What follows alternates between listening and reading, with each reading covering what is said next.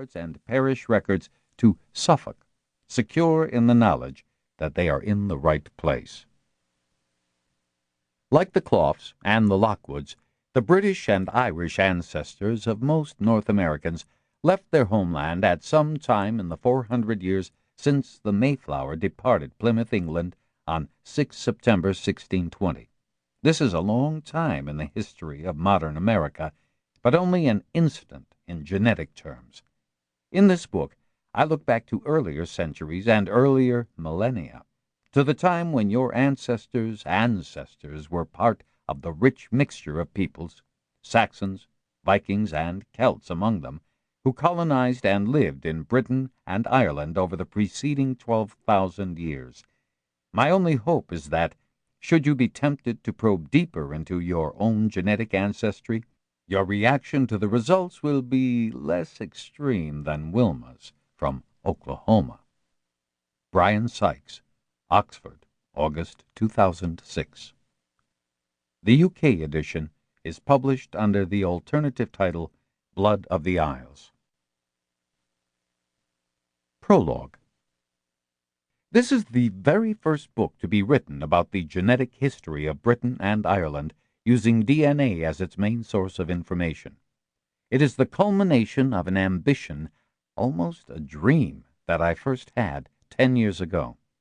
Having successfully used DNA to solve several outstanding issues about the human past on a continental scale, I wanted to push the method to its limits and dissect the intimate genetic makeup of a smaller region. And where better to do this than in my own backyard, so to speak, my own country, one that I share with 60 million others, and with an even greater number whose roots are here, but who now live overseas. And what a land it is, full of myth and legend, brimming with archaeological treasures, and set down in a rich treasury of historical documents.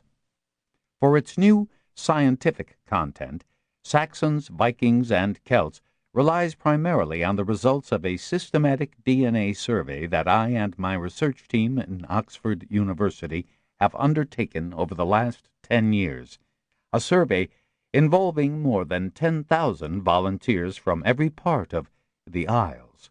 The results, explained in the book, exceeded even my most optimistic expectations of the power of genetics to make a real contribution to our knowledge of a small region.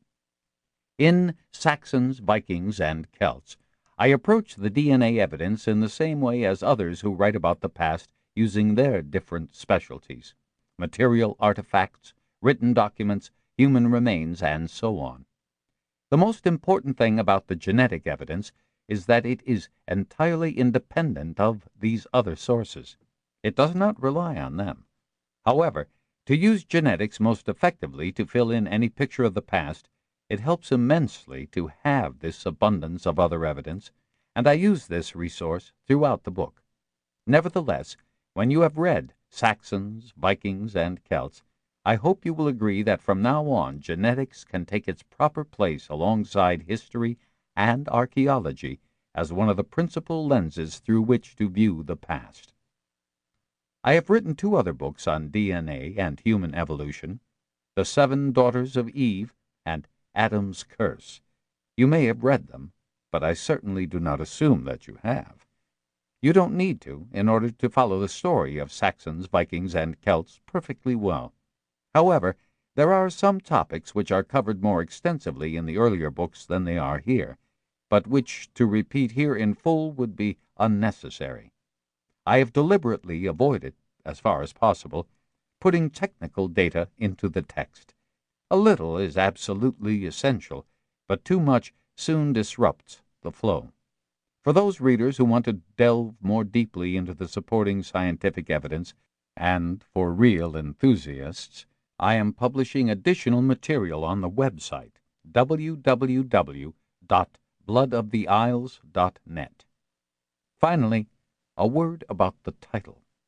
I use the Isles rather than Britain or UK to avoid the pitfalls that follow from political boundaries much more recently drawn from the time depth covered by this book. Many in Ireland